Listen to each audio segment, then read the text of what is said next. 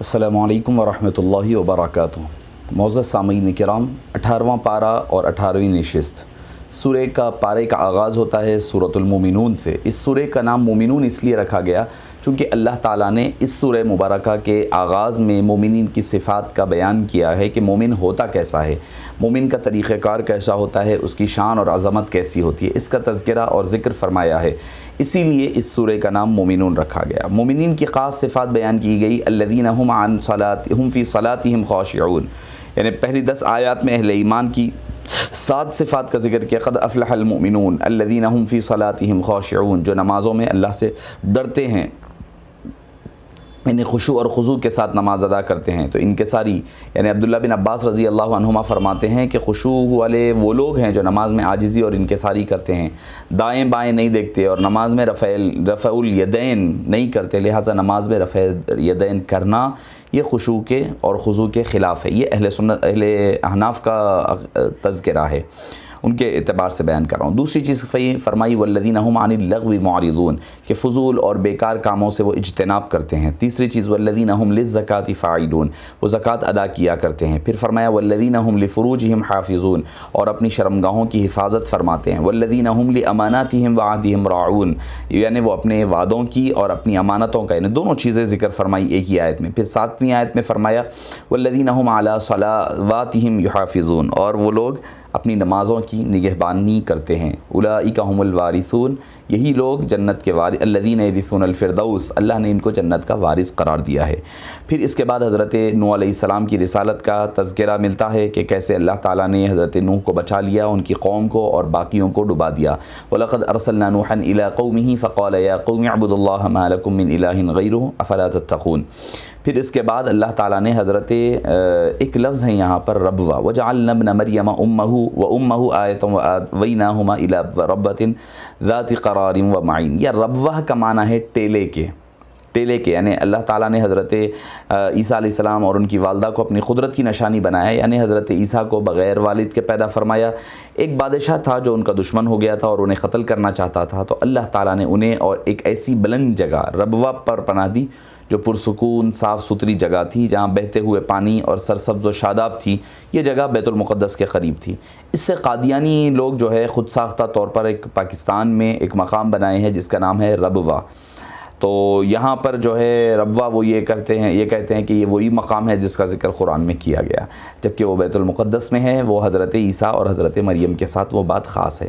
مشرکین کی محرومی کا ذکر کیا گیا، قد کانت آیاتی تتلی علیکم فکنتم علی اعقابکم تنکسون، کہ جب اللہ کے کلام کو سنتے نہیں تھے بلکہ دوڑ جاتے تھے، آیات کا انکار کرتے تھے۔ یہ کام غرور اور تکبر کی وجہ سے کرتے تھے۔ یہ لوگ راتوں کو محفلیں سجا کر قرآن اور حبیب پاک کے خلاف بیہودے باتیں کرتے تھے۔ ان مشرکین کی ایک گندی عادت تھی کہ رات کو بیٹھ کر قصے کہانیاں سناتے۔ اللہ کی آیات اور آپ صلی اللہ علیہ وسلم کی باتوں سے ان کو کوئی دلچسپی نہیں تھی۔ انہی بیہودہ حرکات کی وجہ سے اللہ نے ان کو ایمان سے محروم رکھا ہے۔ تو یاد رکھے کہ بیہودہ پن، بیہودہ باتیں اور اعمال ہمیں اللہ اور اللہ کے حبیب سے دور کر دیا کرتی ہیں۔ اللہ تعالیٰ نے اس کے بعد اپنی نعمتوں کا ذکر فرمایا۔ کیا اللہ منعم ذات ہے؟ وَهُوَ الَّذِي أَنشَأَ لَكُمُ السَّمْعَ وَالْأَبْصَارَ وَالْأَفْئِدَةَ قَلِيلًا مَا تَشْكُرُونَ۔ بے شمار نعمتیں اللہ نے عطا فرمائی، اس میں سے 3 کا ذکر فرمایا، کان، آنکھ اور دل۔ ان نعمتوں کا تقاضا کیا ہے؟ بندہ جو ہے بغیر مانگے آنکھ دی ہے تو اس سے وہی دیکھے جو اللہ دکھانا چاہتا ہے، کان بن مانگے دیے تو وہی سنے جو اللہ تعالیٰ سنانا چاہتا ہے، دل اللہ نے بن مانگے دیا ہے تو وہی اسی کو بسائے جس کو وہ بسانا چاہتا ہے، یعنی اللہ اور اللہ کے حبیب کو ہی بسایا جائے، یہی اس کا حق ہے۔ تو اللہ تعالیٰ ہم سب کو اپنی نعمتوں کا شکر ادا کرنے کی توفیق عطا فرمائے۔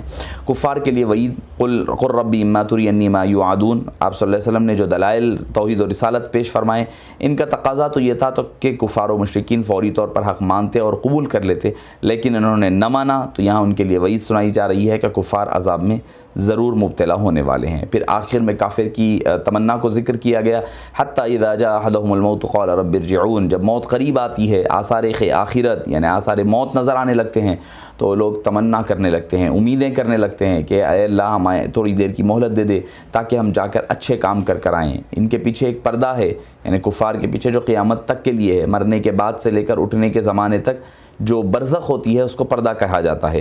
اگر ہم میت کی قبر پر جائیں اور میت کو دیکھ لیں تو یہ پردے کے خلاف ہے، اور اگر میت ہم کو دیکھ لیں تو یہ پردے کے خلاف نہیں ہے۔ برزخ کا معنی اور یہی ہے، اس کے علاوہ کئی اور تفصیلات ہیں، مگر چونکہ بات آئی ہے تو میں نے اس آیت کریمہ کے حوالے سے عرض کر دیا ہوں۔ تو اللہ تعالیٰ فرمائے گا کہ ہم کوئی مہلت نہیں دیں گے، اب کل قیامت کا دن ہی ہوگا، اسی دن حساب کتاب کیا جائے گا۔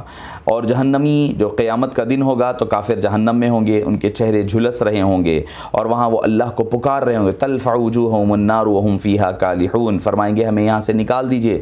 اللہ فرمائیں گے کہ تم یہاں ہماری آیتیں پڑھی جاتی تھیں اور تمہیں ڈرایا جاتا تھا لیکن تم اس کو جھٹلاتے تھے۔ وہ کہیں گے اللہ ہماری بدبختی ہم پر غالب آ گئی تھی، ہم گمراہ ہو گئے تھے، ہمیں یہاں سے نکال دے، اب ہم نافرمانی نہیں کریں گے۔ اللہ فرمائیں گے کہ ذلیل ہو کر یہیں جہنم میں پڑے رہنا ہوگا، اب یہاں سے تمہیں کوئی نکالنے والا نہیں ہے۔ پھر فرمایا انسان کی پیدائش کا مقصد کوئی بے مقصد نہیں ہے، اللہ انسان کی پیدائش بے مقصد نہیں کی گئی۔ افحسبتم انما خلقناکم عبثا وانکم الینا لا ترجعون، کیا تم یہ سمجھتے ہو کہ اللہ نے تمہیں فضول یوں ہی بیکار پیدا کر دیا جو تم دن بھر بیکار فضول کاموں میں اپنے وقت کو ضائع کیا کرتے ہیں؟ حقیقی بادشاہ تو اللہ ہی ہے اور اسی کی طرف تمہیں لوٹ کر واپس جانا ہے۔ حضرت عبداللہ بن مسعود کا ایک مرتبہ ذکر ہوا ایک بندے پر جو کئی بیماریوں میں مبتلا تھا، تو آپ نے یہ آخر افحسبتم انما خلقناکم سے آخر آیت تک کی آیتیں کان میں پڑھ دیں اور وہ بالکل ٹھیک ہو گیا۔ آپ صلی اللہ علیہ وسلم نے پوچھا عبداللہ آپ نے اس کے کان میں کیا پڑھا ہے؟ آپ نے فرمایا کہ میں سورہ مومنین کی آخری 4 آیتیں پڑھا ہوں۔ آپ نے فرمایا اگر کوئی مومن مکمل یقین کے ساتھ یہ آیتیں پڑھے تو پہاڑ بھی اپنی جگہ سے ہٹ جا سکتا ہے، اس قدر تاثیر ہے ان آیتوں میں۔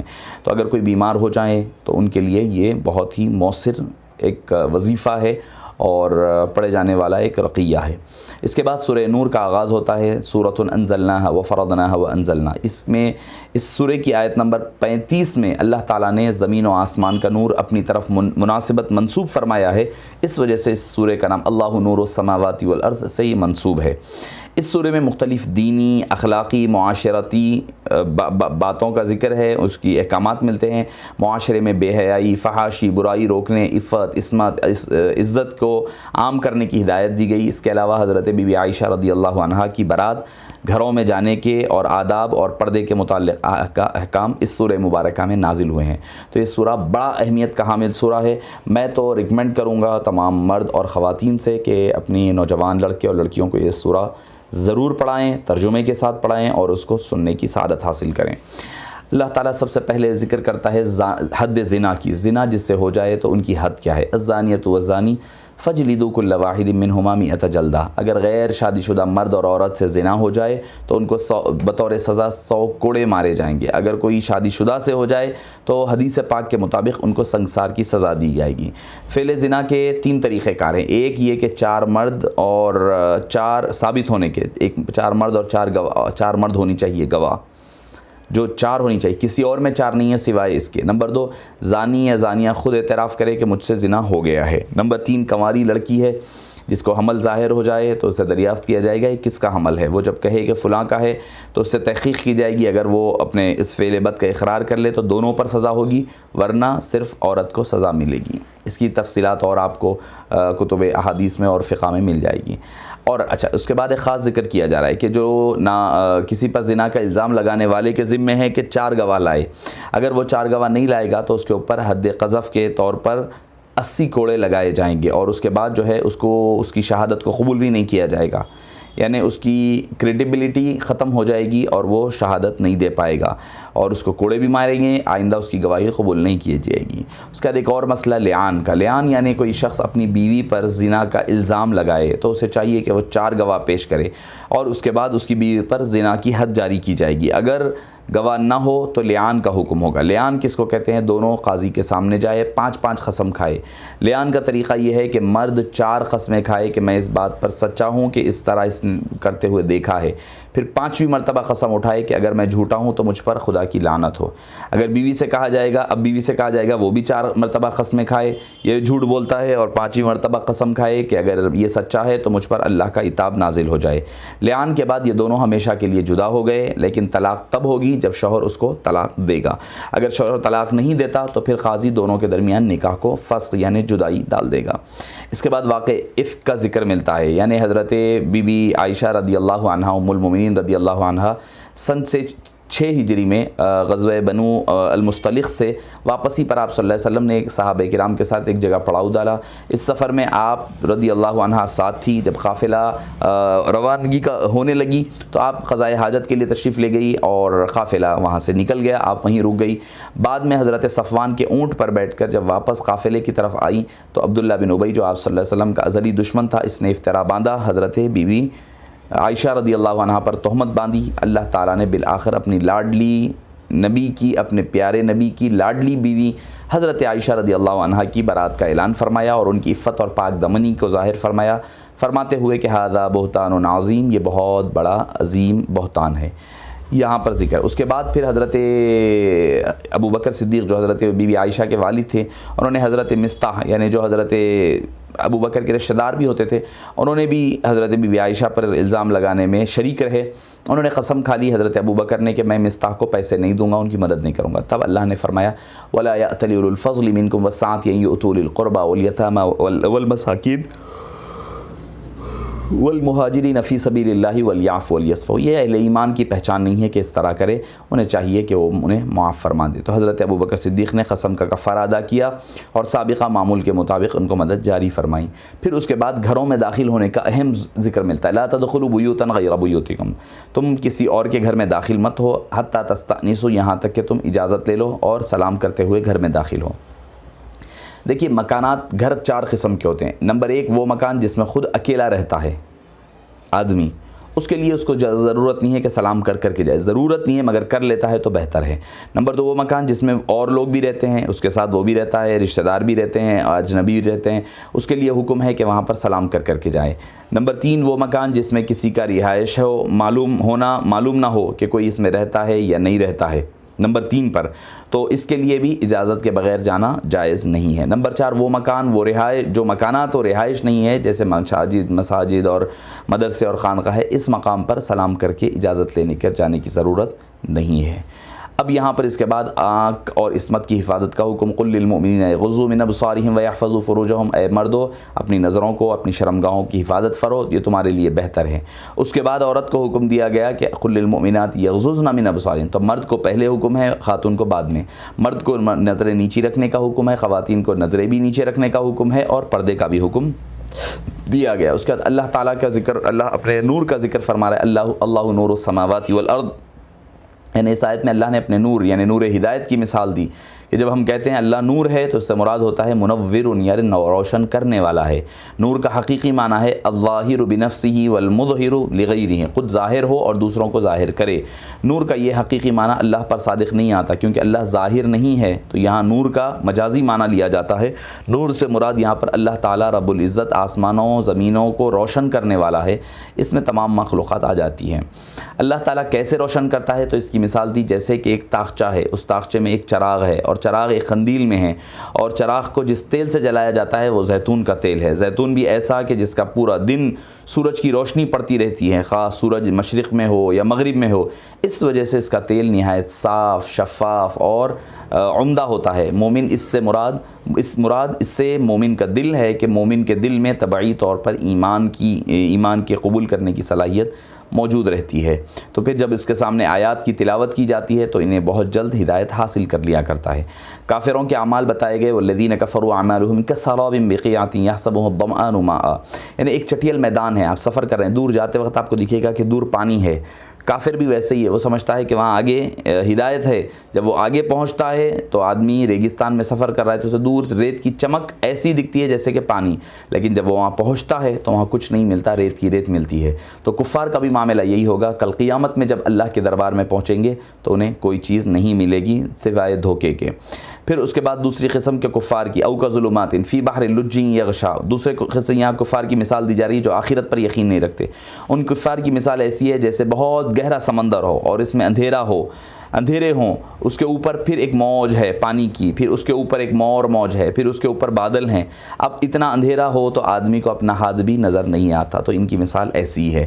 پھر کامیابی کے 4 بنیادی وظائف بتائے گئے اور بنیاد بتائی گئی، وَمَن يُطِعِ اللَّهَ وَرَسُولَهُ وَمَن يَخْشَ اللَّهَ وَيَتَّقِهِ فَأُولَٰئِكَ هُمُ الْفَائِزُونَ، اللہ کے رسول کی اطاعت اور اللہ سے ڈرنا اور اللہ کی نافرمانی سے بچنا، یہ 4 چیزیں کامیابی کا زینہ ہے اور کامیابی کی پہچان ہے۔ پھر آیت خلافت، اس کو آیت استخلاف بھی کہا جاتا ہے، وعد اللہ الذین آمنوا منکم وعملوا الصالحات لیستخلفنہم فی الارض کما استخلف الذین من قبلہم۔ تو اس میں حضرت اہل سنت کے نزدیک حضرت ابوبکر، حضرت عمر، حضرت عثمان اور حضرت علی رضی اللہ عنہم کی خلافت کا ذکر، انہی کو خلافت راشدہ، حق 4 یار بھی کہتے ہیں اور 4 خلفائے راشدین بھی کہتے ہیں۔ اس آیت میں ان 4 حضرات کی خلافت کا ثبوت بھی ملتا ہے۔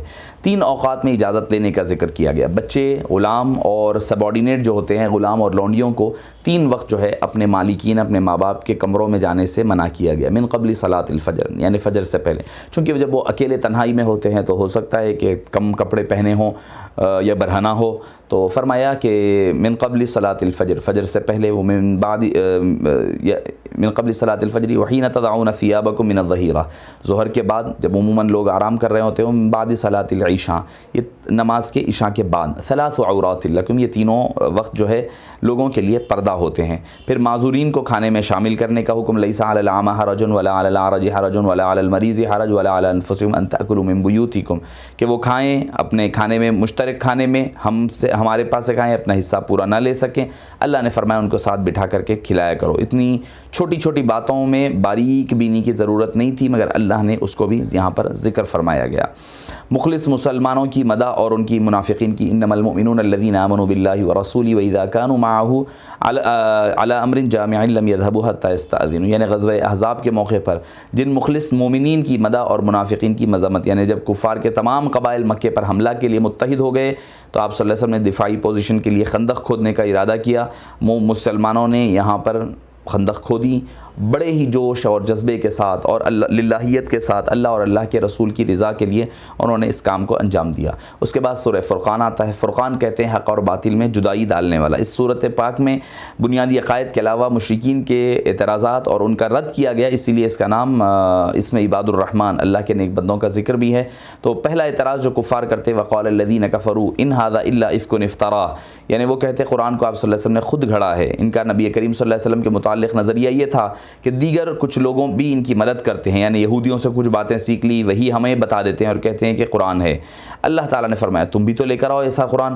دوسرا اعتراض وہ یہ کرتے، مالی ھذا الرسول یأکل الطعام ویمشی فی الاسواق، وہ ہماری طرح کھاتے بھی ہیں اور بازاروں میں پھرتے بھی ہیں، ورنہ تو ہونا یہ چاہیے تھا کہ کوئی فرشتہ آتا جو ہمیں ڈرایا کرتا۔ تو جواب دیا جا رہا ہے کہ نکمو، یہ مثالیں نکمی ہیں کہ نبی ہوتا اس کے ساتھ فرشتہ ہوتا ہے، لیکن اگر پیغمبر کے ساتھ فرشتہ ہوتا تو پھر یہی لوگ کہتے کہ اس فرشتے ہونے کی کیا دلیل ہے۔ اگر نبی ہوتا اور کھانا نہ کھاتا تو ہم یہ کہتے کہ ہم کھاتے ہیں، یہ کیوں نہیں کھاتا؟ اللہ تعالیٰ نے ان کا کاؤنٹر رپلائی دیا۔ پھر اس کے بعد آپ صلی اللہ علیہ وسلم کو فرمایا کہ گزشتہ آیات میں مشرکین کا اعتراض تھا، یہ کیسا نبی ہے جو کھاتا ہے؟ تو اللہ تعالیٰ نے فرمایا ان کا یہ خیال تھا کہ نبی انسان نہیں ہوتے بلکہ فرشتے کو نبی ہونا چاہیے۔ یہاں جواب دیا جا رہا ہے جن انبیاء کو تم بھی نبی اور رسول مانتے ہو وہ بھی تو انسان تھے، وہ بھی انسانوں کی طرف کھاتے تھے، وہ بھی بازاروں میں پھرتے تھے، تو ان سے سمجھ لینا چاہیے کھانا پینا، بازار میں پھرنا وغیرہ منصب نبوت اور رسالت کے خلاف نہیں ہے۔ وصلی اللہ تعالی وسلم علی سیدنا محمد و آلہ و صحبہ اجمعین والحمد للہ رب العالمین۔